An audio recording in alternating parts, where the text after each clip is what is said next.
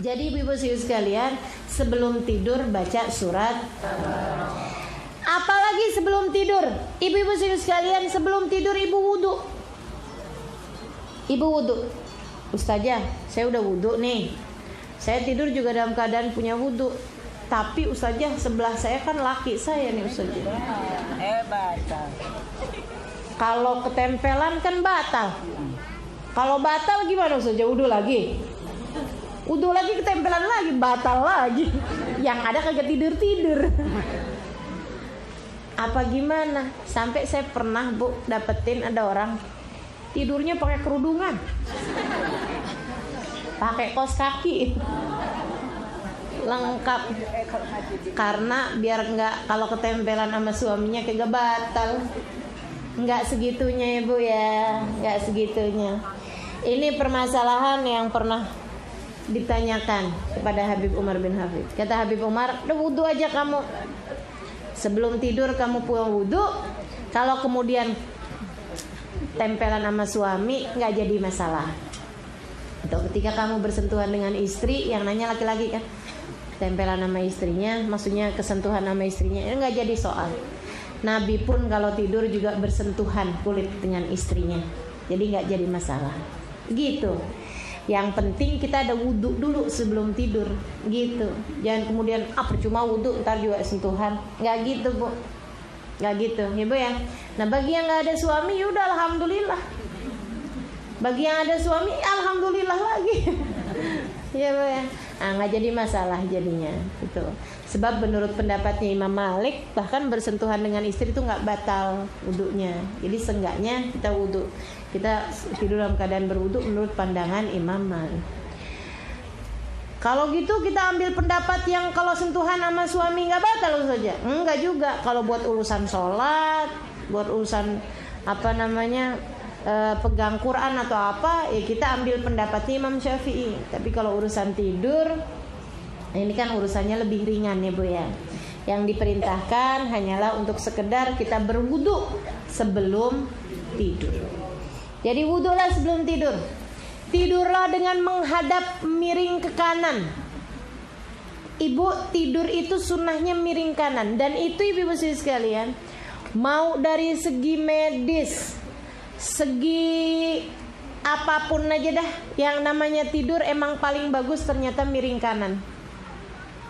Daripada ibu tidur tengkurap atau tidur telentang atau tidur miring kiri, emang secara semuanya dah, mau secara kesehatan, secara ilmu agama ibu ya, atau posisi tidur yang bagus gitu kan, semuanya baik secara psikologi juga semuanya menyatakan hal yang sama. Posisi tidur terbaik adalah miring kanan.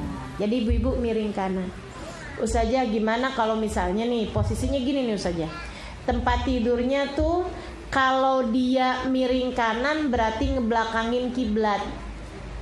Kan ada yang posisi tempat tidurnya kayak gitu ya. Kalau dia miring kiri, dia ngadep kiblat. Pilihan mana? Saya sih milihnya tempat tidur kamu dibalik, kalau memungkinkan. Tapi kalau nggak memungkinkan, emang udah kayak begitu, ya udah mau gimana lagi? Milih mana? Miring kanan tapi ngebelakangin kiblat dengan miring kiri tapi menghadap kiblat. Para ulama bilang pilihlah miring kanan walaupun dengan ngebelakangin kiblat. Dari pentingnya untuk tidur menghadap ke arah kanan.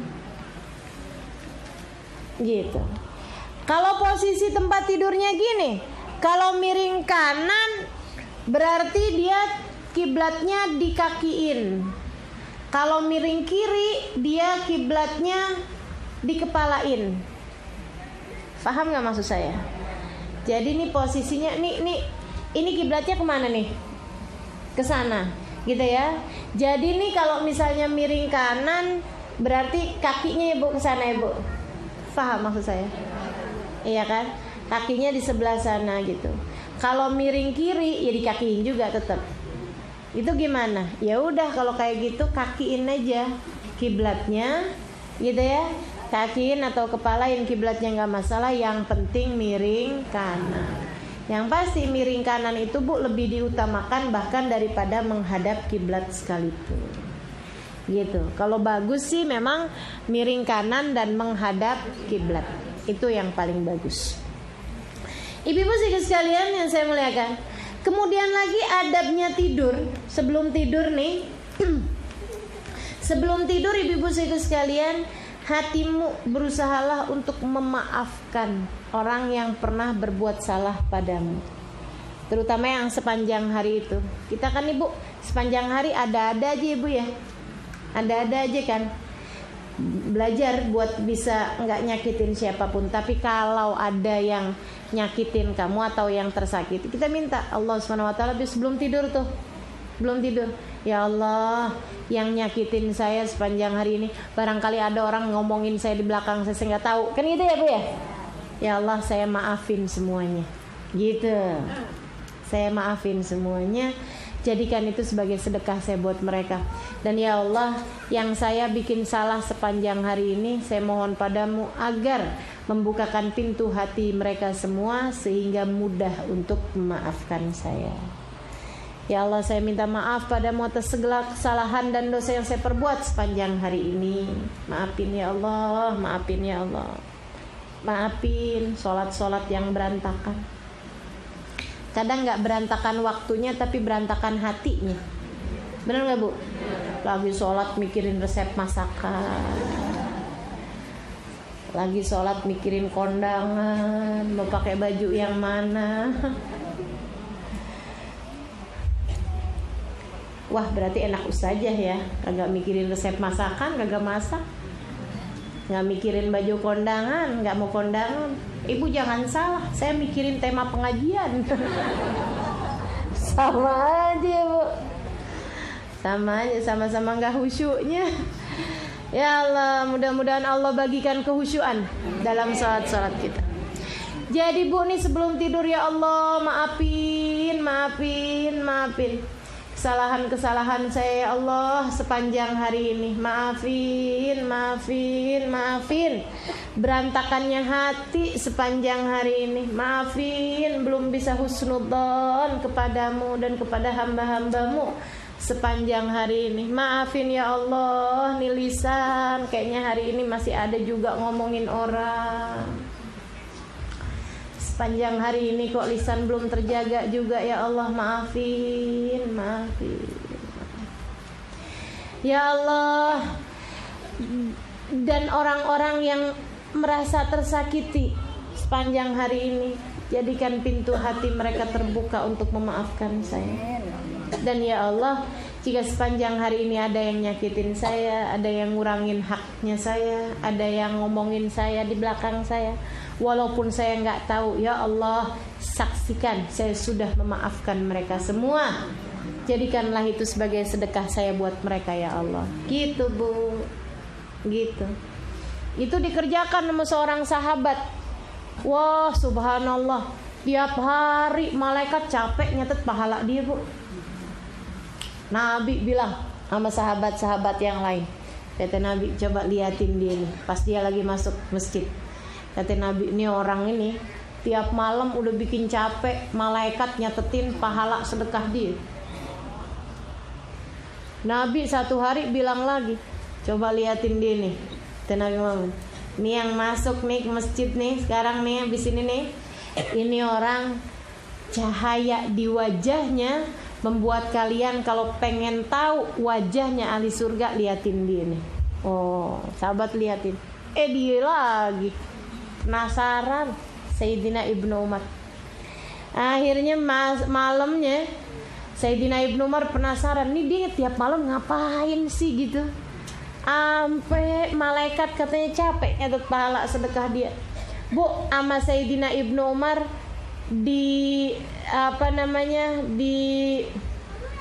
diikutin nginep, ditumpangin, ditamuin. Kata Sayyidina Ibnu Umar, boleh nggak saya bertamu nginep di rumah kamu malam hari ini, saya lagi ada masalah sama keluarga saya. Oh boleh, silakan aja wahai Ibnu Umar. Nginep tuh semalam. Bu, Sayyidina Ibnu Umar kagak tidur, mau liatin ibadah dia. Dianya malah tidur.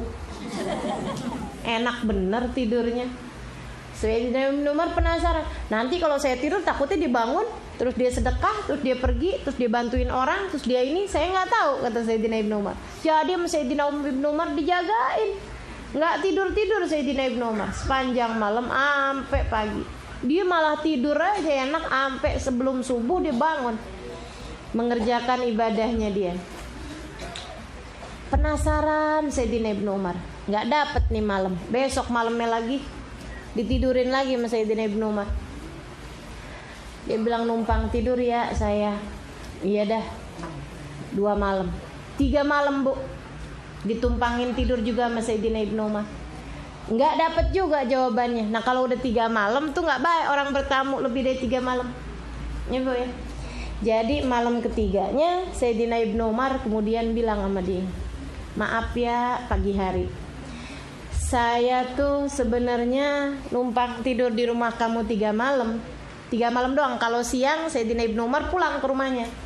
Jadi urusannya tidur doang. Malam doang habis Isya tuh Sayyidina Ibnu Umar ikutan dia dah. Kenapa gitu? Karena Nabi Muhammad nyebutnya malam. Ini orang tiap malam bikin capek malaikat nulis pahala sedekahnya. Jadi Sayyidina Umar tahu bahwa urusannya nih urusan malam. Dia bilang, kata Sayyidina Ibnu Umar, saya nih nginepin rumah kamu 3 malam. Tujuan saya nggak lain nggak bukan karena saya lagi punya masalah sama rumah tangga sama keluarga saya, enggak sebenarnya. Saya cuman penasaran sama apa yang disebutkan Nabi tentang kamu. Katanya dia, emang Nabi sebut apa tentang saya? Nabi Muhammad bilang, kamu adalah orang yang udah bikin capek malaikat nulis pahala sedekahmu tiap malam. Malaikat canggih ibu sekalian, segitunya capek nulis pahala sedekah dia tiap malam. Nah ini kan bukan karena malaikatnya yang kurang canggih, tapi karena sedekahnya yang kebanyakan. Katanya Sayyidina Ibnu Umar, saya ikutin kamu 3 malam, kagak ada sedekah apa-apaan tuh. Yang ada kamu punya cuman 1 buah roti yang karena saya ikutan nginep di rumah kamu belah jadi 2. Katanya dia, iya emang wahai Ibnu Umar, saya mau orang miskin, mau sedekah apaan? Dia bilang, saya setiap malam cuman punya 1 potong roti yang karena kamu ikutan menginap di rumah saya bagi separohan. Biasanya mah 1 roti itu saya makan sendirian. Itu dia kata Sayyidina Ibnu Umar. Jadi saya nggak dapat nih pahala sedekah apa yang udah kamu kerjakan. Saya nggak tahu, dia bilang. Saya nggak tahu. Saya nggak punya apa-apa buat disedekahin. Coba kamu ingat-ingat. Wah nggak ada wahai Ibnu Umar. Mungkin kamu punya Quran, kamu punya zikir, kamu punya apaan kalau malam? Nggak ada. Kamu lihat sendiri, saya tidur, kamu malah lebih bagus daripada saya. Iya apa ya? Nggak tahu saya. Ya udah dah pamitan saya, kata Sayyidina Ibnu Umar. Pas Sayyidina Ibnu Umar baru jalan berapa langkah, dia bilang, tunggu Ibnu Umar, saya inget dah kayaknya. Apaan tuh? Saya kalau sebelum tidur tuh saya berdoa. Gimana doanya? Itu tadi yang saya ajarin sama ibu-ibu. Ya Allah, ampuni segenap dosa saya sepanjang hari ini. Ya Allah, ampunkan pula dosa orang-orang yang saya sakiti, saya kurangi haknya pada hari ini. Jika ada orang yang haknya enggak saya berikan pada hari ini, maafkan saya ya Allah. Dan ya Allah, jika ada orang yang sepanjang hari ini mengurangi haknya kepada saya, ada orang yang saya udah senyumin dia nggak senyum, ada orang yang udah saya sapa nggak jawab, ada orang yang di belakang saya ngomongin saya, ada orang yang kata-katanya nyakitin saya, ada orang yang berkata kasar kepada saya, berkata kotor kepada saya, berkata yang pedas sama saya. Ya Allah, orangnya saya tahu, saya nggak tahu, yang saya tahu ataupun yang saya nggak tahu, saya sudah memaafkan mereka semuanya ya Allah. Dan gak usah pakai mereka minta maaf sama saya udah maafin semuanya. Bahkan yang ngomongin saya di belakang saya, barangkali ada yang fitnah saya gak saya tahu, barangkali ada yang berbuat jahat apapun tanpa sepengetahuan saya, ataupun yang dengan sepengetahuan saya sudah memaafkan mereka semuanya ya Allah. Jadikanlah itu sebagai sedekah saya buat mereka. Saya sudah memaafkan mereka, dan maafkanlah mereka di sisimu ya Allah. Bu, bisa kerjain? Insya Allah. Ustazah kalau lagi ada yang nyakitin, lagi nggak ada yang nyakitin sih gampang doanya Ustazah. Tapi kalau pas lagi siangnya lagi pegel sama orang, rasanya kok kayak berat mau doain begitu. Tuh ibu-ibu sekalian, insya Allah ya, kalau maafin orang jangan pakai pengecualian. Bu, jangan pakai pengecualian. Ya Allah saya maafin semuanya kecuali si fulan yang udah godain suami saya. Jangan ya Bu ya, jangan pakai pengecualian. Habis Ustazah sakit hati saya Ustazah, tuh orang pelakor. Ibu, pintu kagak bakalan kebuka kecuali kalau ada yang bukain. Jelas nggak Bu? Jelas nggak Bu? Suami kita tergoda, ya Bu ya. Itu urusannya bukan salahnya si perempuannya doang Bu. Salahnya siapa juga? Ya Allah, jangan-jangan suami kita mau deket-deket sama dia karena kitanya ya Bu ya. Sebagai istrinya juga emang kurang-kurang, kan? Makanya dah dijagain suaminya yang benar. Insya Allah. Jadi ibu-ibu sekalian yang saya muliakan, jadi Ustazah kalau suaminya deket sama cewek lain berarti karena kitanya yang kurang jaga? Enggak juga Bu, enggak juga. Ya emang gitu aja ya Bu ya. Yang penting jangan sampai kita ikut andil, ikut ambil bagian. Nah itu saran saya.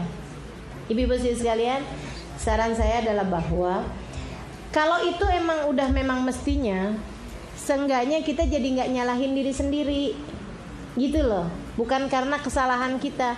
Nah kalau kitanya selama ini suka cuekin suami kita, marah-marah mulu sama suami kita, ngomel-ngomel mulu sama dia, kan dia juga lama-lama jadi empet ya Bu ya.